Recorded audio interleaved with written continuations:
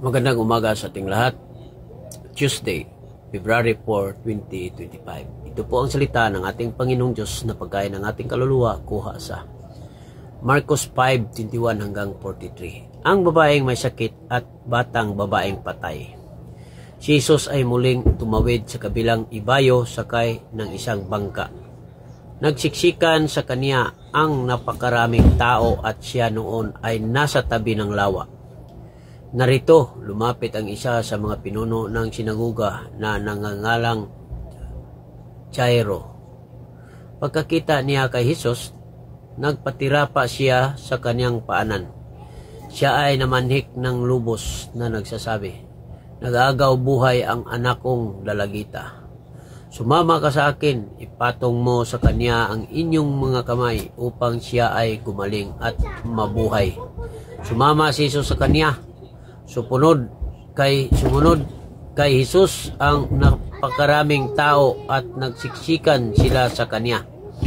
May isang babae roon na 12 taon ang dinurugo. Siya ay lubhang naghirap sa pamaraming manggagamot na tumingin sa kanya. Naubos na ang lahat niyang ari-arian ngunit hindi pa rin siya napabuti kahit kaunti. Bagkus ay lalo pa siyang lumubha. Nang marinig niya ang patungkol kay Jesus, nakipagsiksikan siya sa napakaraming tao hanggang sa likuran ni Jesus. Hinipo niya ang damit ni Jesus. Iniisip niya, kung mahihipo ko lang ang kaniyang damit, ako ay gagaling. Dagling naampat ang kaniyang pagdurugo at nalaman niya sa kaniyang katawan na magaling na siya mula sa sakit na nagpapahirap sa kanya. Kaagad ding nalaman ni Jesus sa kaniyang sarili na may kapangyarihang lumabas sa kanya. Pagbaling niya sa karamihan, nagtanong siya, "Sinong humipo sa aking damit?" Sinabi sa kanya ng kaniyang mga alagad, "Nakikita mong nagsiksikan sa iyo ang napakaraming tao. Ngayon ay nagtatanong ka, sinong humipo sa akin?" Nagpalingalinga pa rin siya sa palibot upang tingnan ng babaeng gumawa nito. Ang babae ay natatakot at nanginginig sa pagkaalam ng nangyari sa kanya. Siya ay lumapit at nagpatira pa sa harap ni Jesus at ipinagtapat ang buong katotohanan. Sinabi ni Jesus, "Anak, pinagaling ka ng iyong pananampalataya. Humayaw kang payapa, gumaling ka na sa sakit na nagpapahirap sa iyo." Habang nagsasalita pa si Jesus, may mga taong lumarating mula sa bahay ng pinuno ng sinagoga. Sinabi nila, "Ang anak mong babae ay patay na. Bakit inaabala mo pa ang guro?" Ngunit nang marinig ito ni Jesus, kaagad niyang sinabi sa pinuno ng sinagoga, "Huwag kang matakot. Mananampalataya ka lamang."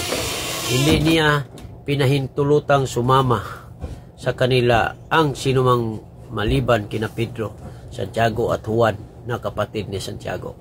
Siya ay dumating sa bahay ng pinuno ng sinagoga. Nakita niya ang pagkakagulo ng mga tao. May umiiyak at humagulgol ng husto. Nang nakapasok na siya, sinabi niya sa kanila, "Bakit kayo nagkakagulo at umiiyak? Ang bata ay hindi patay kundi natutulog lang." Pinagtawanan nila si Jesus. Nang maitaboy niya ang lahat, isinama niya ang ama at ina ng bata at ang mga kasama niya.